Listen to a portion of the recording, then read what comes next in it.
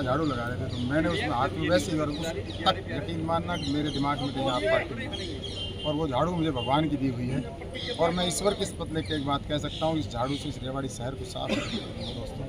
मतलब वो सब कुछ करूँगा जो इस रेवाड़ी की कल्पना करे बैठे है। मेरे पास बहुत बड़े बड़े साधन नहीं हैं, वो लोग जो पैसे की सत्ता से आज चमक से लोगों को खरीदने का काम कर रहे हैं, मैंडेट को खरीदने का काम कर रहे हैं, शराब और पैसे की नदियाँ बहाएंगे, हम प्यार गंगा जल बहाएंगे इस रेवाड़ी में।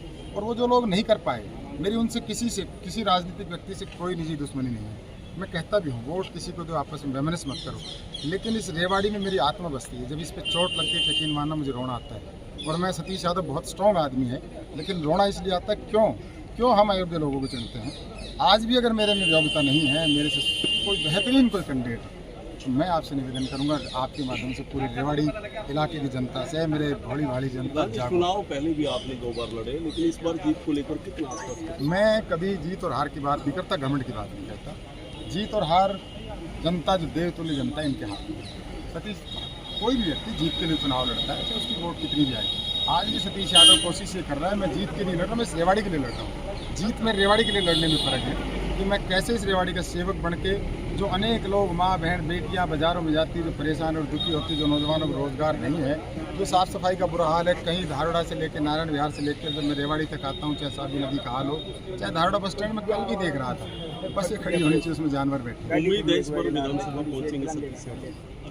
आप सबकी उम्मीद है तो मेरी भी उम्मीद का है, और निश्चित तौर पे वो करेंगे जो रेवाड़ी की जनता चाहती है। और मेरे कर्म रेवाड़ी, मेरा धर्म रेवाड़ी, मेरे मन मस्तिष्क में आज भी इस डिस्ट्रिक्ट बार एसोसिएशन की अनेक यादें मुझे याद आती है। जब मैं यहाँ एक शेर की तरह यहाँ काम करता था, सतीश यादव अगर हरियाणा की विधानसभा में गया तो लोग पहली बार महसूस करेंगे कोई ऐसा व्यक्ति है जो अपनी नहीं, अपने परिवार की नहीं, केवल रेवाड़ी हल्के की बात करता है। और 5 साल बाद मैं निश्चित तौर पे, क्योंकि राजनीतिक व्यक्ति मानता नहीं है, जब ये 50 साल से लोग नहीं माने तो सतीश यादव कैसे मान जाएगा।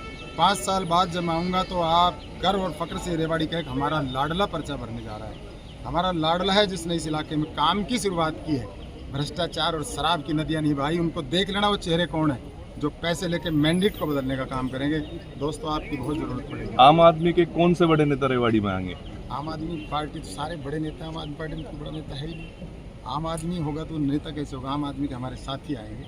हम चाहेंगे संजय सिंह जी आए, हम चाहेंगे हमारे अपने भगवंत मान जी आए, हम चाहेंगे सुशील गुप्ता जी आए, हम चाहेंगे केजरीवाल जी अगर बाहर आ जाए तो वो आए।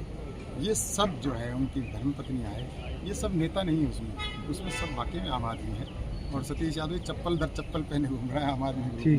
ठीक है साहब, बहुत बेचारे गली गली फिर रहे हैं लोगों के बीच में अपनी बात कहने के लिए, और उस बात के लिए कोई भीड़ की ज़रूरत नहीं है, उस बात के लिए कोई बहुत बड़े गाड़ी या घोड़े की ज़रूरत नहीं है। मेरा विचार है, जिस तरह से बुद्ध भगवान ने अपने विचार गया में एक वृक्ष के नीचे पूरी दुनिया को संदेश दे गए, जिस तरह से श्री कृष्ण जी युद्ध के मैदान में जिन्होंने गीता का उपदेश दिया, ये जो रण क्षेत्र है मेरा रेवाड़ी, तो इसमें सतीश यादव आज लोगों के बीच में जाके अपनी भावना रखेगा, अपने विचार रखेगा।